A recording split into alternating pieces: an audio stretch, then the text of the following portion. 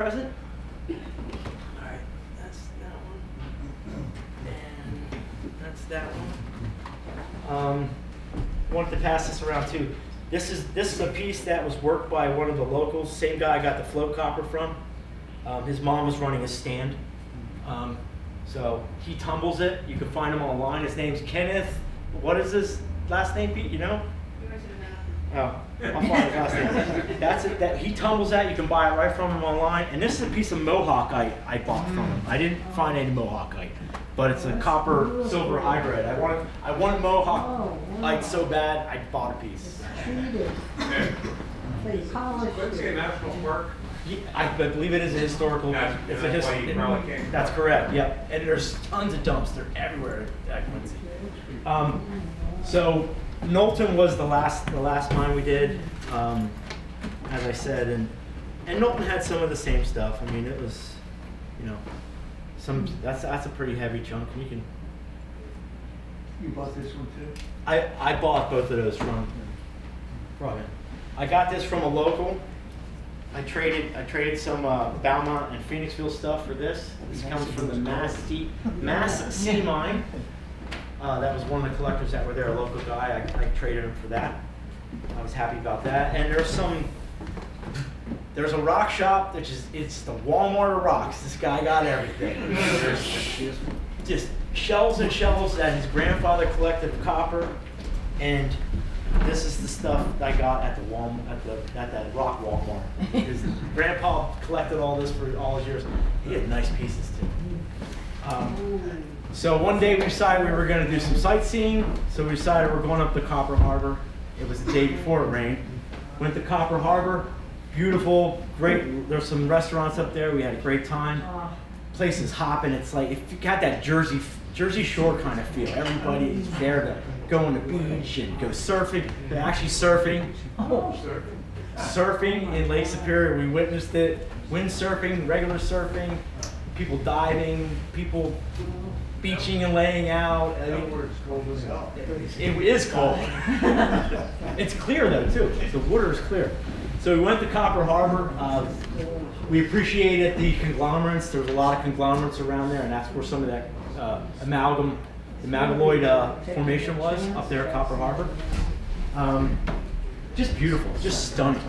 Copper Harbor is just stunning, and they had that little touristy area where everybody was at, staying in little bungalows and on the beach and all that. But as you went out, it was desolate. There was nothing out there. Saw that guy out there. Who the hell is that? that guy did out there. So when we were dining at Copper Harbor, one of the locals was like, "Oh, you guys got to go to High Rock Bay." And we're like, "High Rock Bay?" He's like, "You got a 4-wheel drive?" And Pete's like, "Yeah." And he's like, "Well, it's a 4-mile ride through rugged terrain." It was just quagmire-filled road. So we're like, "Okay, let's go to High Rock Bay." And it took us a long time to drive there.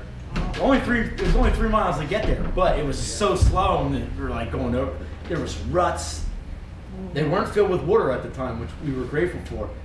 I bet the day after when it rained, it was filled. So we went to High Rock Bay. High Rock Bay is right on the edge there. So we were at Copper Harbor here, and then we had to drive all the way out here. Beautiful spot. We got there and we thought, oh, nobody's going to be here. We get there, there's people camped out. They got fires. They're just enjoying nature. No music or nothing. Just everybody just peaceful, just listening to the waves coming in. Just so relaxing. We always meet strange characters on every adventure we go on, and we met one on this one too. And we met Lloyd the dog, and Lloyd wanted my beef jerky so bad, and he got a lot of it too. Lloyd? Lloyd. Oh, Lloyd. Lloyd would not leave us alone. He just wanted treats. So yeah, it was quite the adventure. Oops, I go back there. Can I go back? Yeah. Okay. So it was just beautiful. This was a pretty quiet day.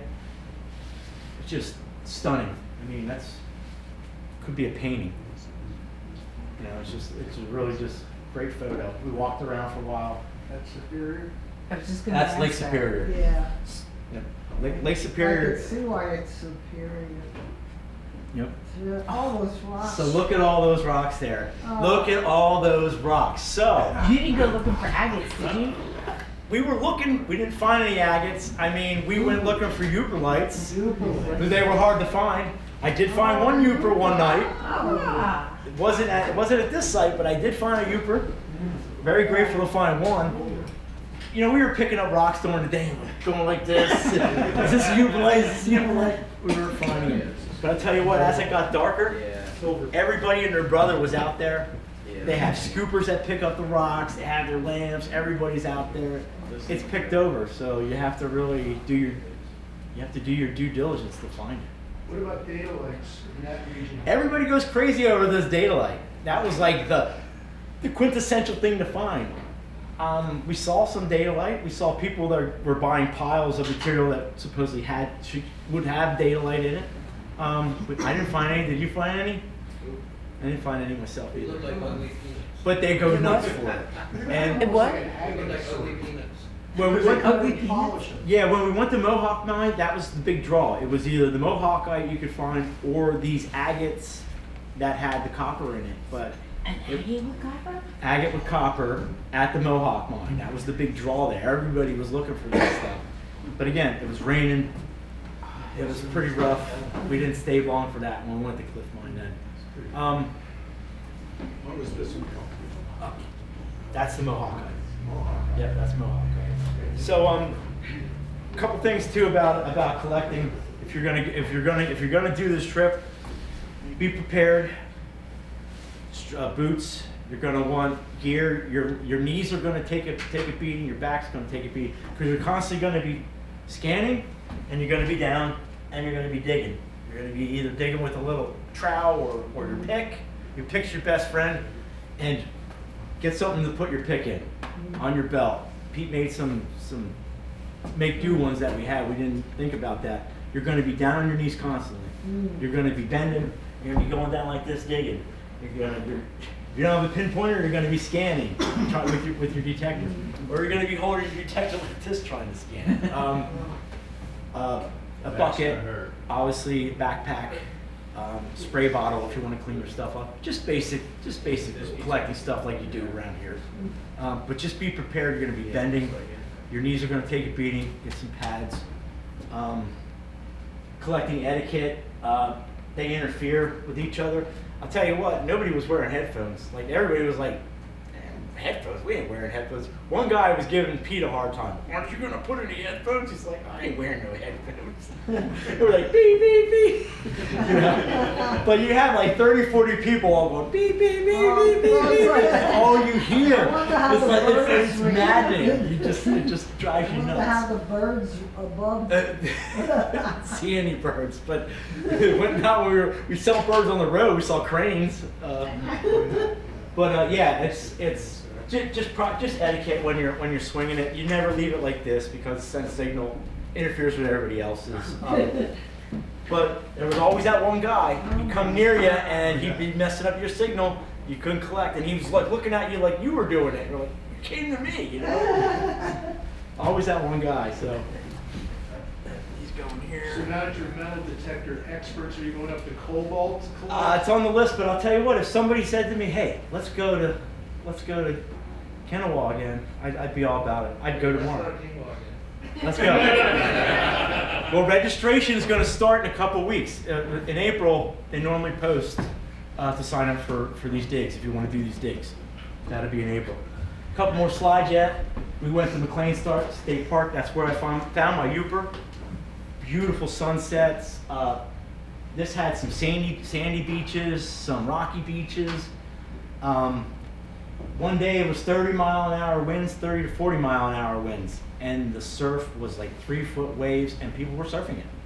They were literally on surfboards, and there was some guy out there on windsurfing, and they had like almost like a parasail. They had like those little planes where he was just flying, and it was crazy to think that these people were out there surfing. But this was a calm day when we were there. Nick, would you have paired this with a trip across to Canada for Amethyst and Amethyst Bay? It's probably another 8-10 hour drive, isn't it, Pete, around the, Just to get around everything. just to get around So there's no everything? ferry Isn't there a service ferry? or anything like that? I guess you could get a ferry service to Isle Royale, but you'd still have to go the rest of the way to get over to Thunder Bay. We thought about it, but after we looked at how much further it was like, wow, that's really far.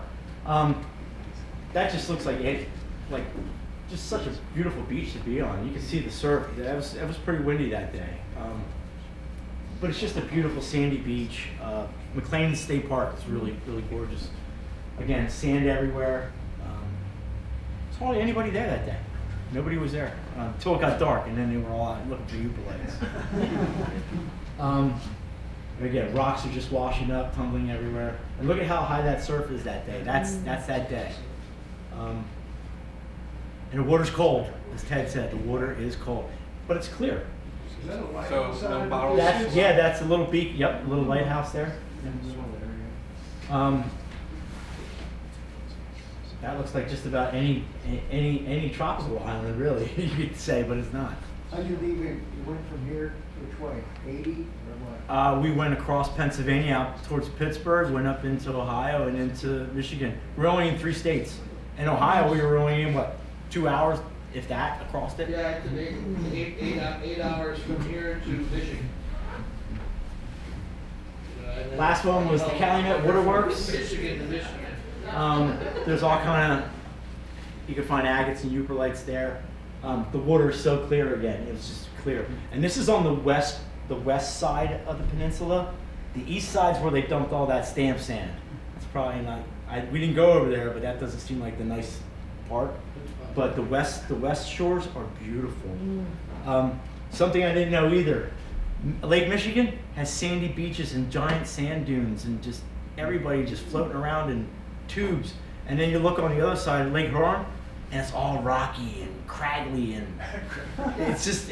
the contrast is crazy. You go from these sandy beaches in Lake Michigan to this rocky environment over at Lake Huron.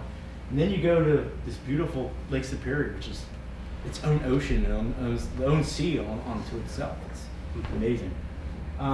Just rocks everywhere.